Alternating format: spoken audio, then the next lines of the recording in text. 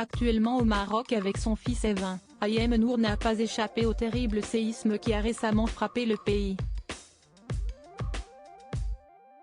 Une nuit d'horreur pour la jeune maman, pour qui le premier réflexe a été de protéger son précieux enfant.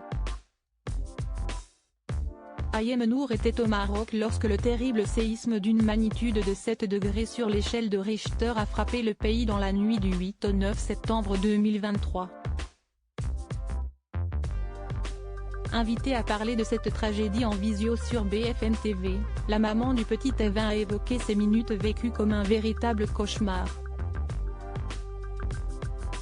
J'étais à mon domicile avec mon petit garçon et je venais d'annuler un dîner, donc j'aurais pu me retrouver en plein centre de Marrakech à vivre cette catastrophe. Dieu merci, j'étais à la maison à ce moment-là, a-t-elle raconté avec émotion. Et d'ajouter, le petit dormait dans sa chambre, moi j'étais dans mon salon quand la maison a bougé dans tous les sens. Tout ce qui était vaisselle, tout ce qui était accroché au mur, tout est tombé par terre.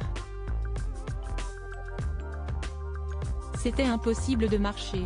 J'ai voulu me rendre rapidement, mon instinct maternel, dans la chambre pour mettre en sécurité mon fils bien que je ne l'étais moi-même pas. Je ne sais pas comment vous décrire ce que nous avons ressenti hier soir, c'était.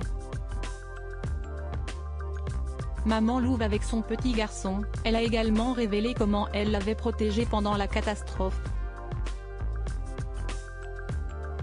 Figurez-vous qu'entre le moment où j'ai voulu le récupérer et le moment où j'ai voulu le porter pour le mettre dans mes bras, le séisme s'est arrêté, donc il n'a senti que la fin. Il s'est réveillé en pleurant étant donné que je l'ai réveillé pas très doucement. Avec la peur et la précipitation, il s'est réveillé du coup en pleurant en me disant « Maman, qu'où est ce qu'il se passe? Qu'où est ce qu'il se passe ?» Je n'avais pas les mots. Je l'ai serré très fort dans mes bras, je suis tout de suite sortie de la maison, il n'y avait plus de lumière, plus rien, j'ai dû prendre le téléphone, allumer la lampe torche du téléphone pour pouvoir sortir, a-t-elle expliqué. Une nuit de cauchemar, moment très angoissant pour la jolie brune car elle aurait pu se retrouver coincée dans sa maison qui menaçait de s'effondrer à tout moment. Elle confie, comme l'électricité était coupée je n'ai pas pu sortir par le portail, donc on s'est retrouvé à un moment enfermé dans notre maison.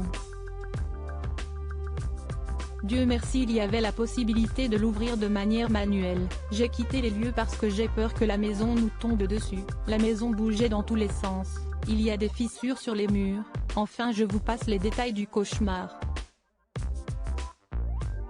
Un moment qu'elle a vécu comme une éternité. Pour moi ça n'a pas duré 30 secondes, ça a duré plusieurs minutes. En tout cas c'était interminable, c'était choquant, j'ai vu la fin tout simplement, a déclaré l'ancienne animatrice du Mad Mag.